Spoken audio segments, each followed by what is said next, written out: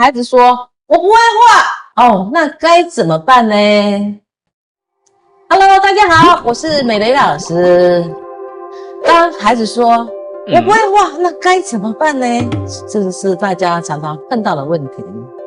首先爸爸妈妈、老师不要太紧张，先要了解我的孩子是遇到的心理的因素，还是行为的因素。那我们现在来谈谈这个心理因素，我把它分成3点。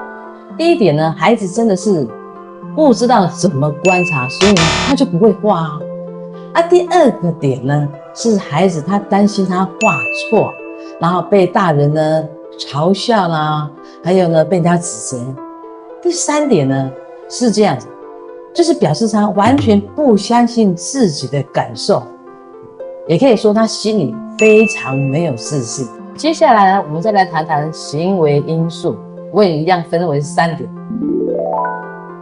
第一点呢，通常比较被娇宠还有任性的孩子，依赖性他会比较强，所以他不愿意做一些承担的事情，所以他就会很随性的说我不会画。第二点呢，通常沉迷于电玩或是游戏的孩子，他会变成比较没有耐心，所以他会有推脱支持，就说我不会画。第3点呢，就是爸爸妈妈呢常常拿同年龄的孩子跟你自己的孩子一比较，那比较的时候呢，孩子为了要逃脱，他也会说我不会画来推卸责任。除这个心理因素或行为因素首先我们要让孩子能驾驭这个造型。当孩子能驾驭这个造型又能画出来的时候，那表示他在心理上呢，他会得到一些信心，在这个行为上呢，他会得到一些成就感。那呢，他就会变成我会画画的孩子咯。也来咯，那造型到底如何训练呢？我们一定要从孩子容易分辨、简单，然后呢，他又容易能驾驭的事物开始。别忘咯，这个开始之前一定要是孩子的喜爱点着手。比如泰迪熊这个填充玩具那么看看泰迪熊的头，它是一个大圆，鼻子这地方呢是一个小圆，鼻头呢一个小黑点。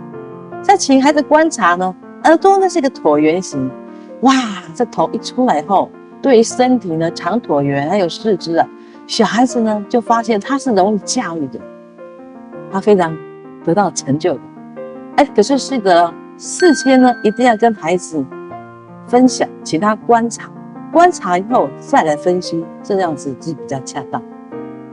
再来一个举例更有趣，蓝角尖鸟。哇，这只鸟好可爱，小朋友就喜爱了。哎呀，浅蓝色的脚丫丫，有不会游泳那你要请孩子先观察如果你没有请他观察，他想到鸟就会用很平常式的那个方式画，哇，都太一样了，不行。请他观察他的脖子有点粗粗的仔细看，砰，好像打什么？对的，打保龄球。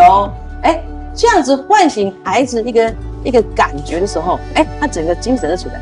保龄球的造型一画出来呢，就像蓝角尖鸟。仔细看，他打开翅膀的时候呢 ，W， 哇，很多事情起个头后面呢，孩子引起他的兴趣，他的潜力就出来了，根本就不用担心。我会画，我不会画，爸爸妈妈不妨呢将它看成是孩子的自信温度计的指标，到底是高还是低呢？这隐含着呢孩子的心灵的幸福感，孩子寻找自我实现的这场游戏，爸爸妈妈，我们不妨一起用心的陪伴他成长吧。